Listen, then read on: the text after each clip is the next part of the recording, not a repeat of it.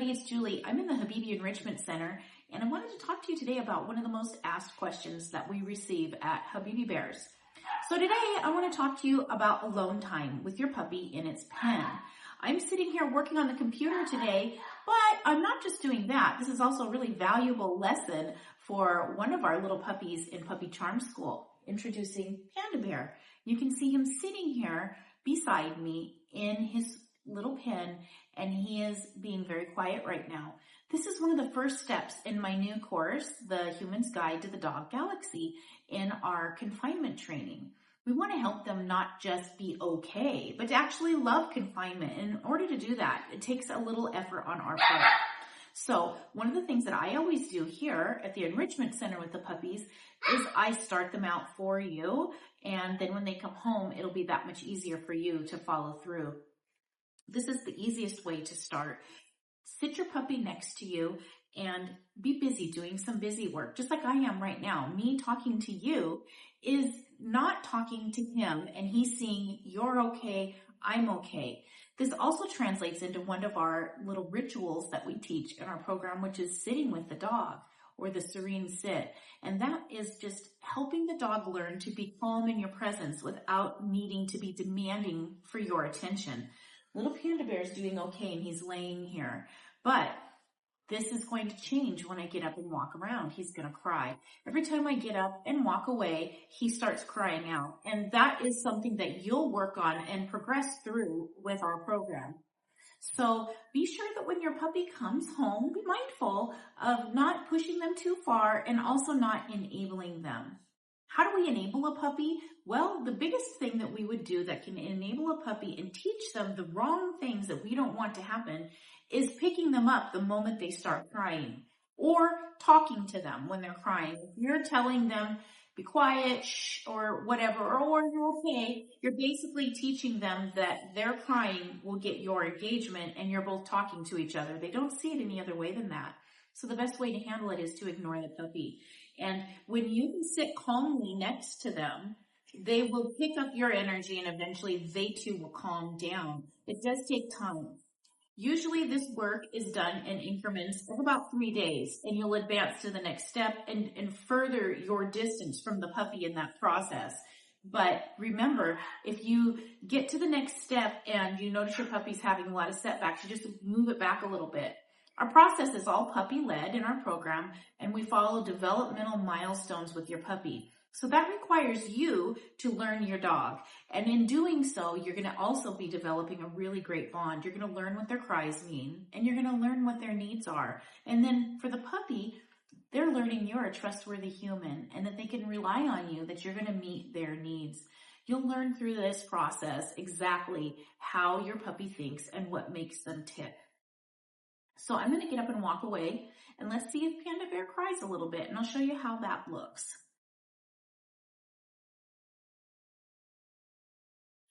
I have a headset on so you can hear me, and let's see. Do you notice he's looking for me, and he's starting to cry. Not too bad though, is it? Let's just see what happens. You might hear some crying because I'm in the Enrichment Center, and we have a younger litter of puppies that are in here playing as well. And I'm right next to them. But keep your eye on Mr. Panda Bear and let's see what he's doing. He can see me. He can still see me, but I'm going to step away even further now. And now I'm going to really test it by walking by and to see what he does. When he sees me and I'm not interacting with him. You can do this at home, simply doing something like laundry, folding laundry. And I'm going to just bring this over like I'm folding laundry, and I'm walking away. Good job, Panda Bear.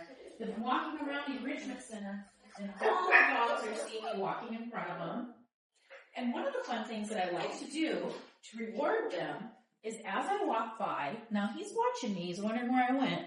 As I walk by, I'm going to toss a couple treats in there for him. Treats are kibble. See what he does. Is he going for the kibble? He's kind of looking. He's wondering what I'm up to, isn't he? A little bit of whining. So he's quiet. I'm going to walk by, drop him some more, and continue on.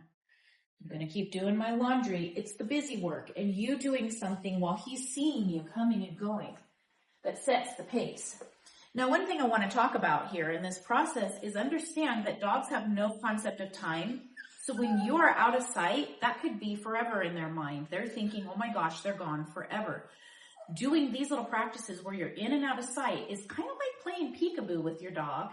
And now the dog knows, okay, you're a trustworthy person and you do come back.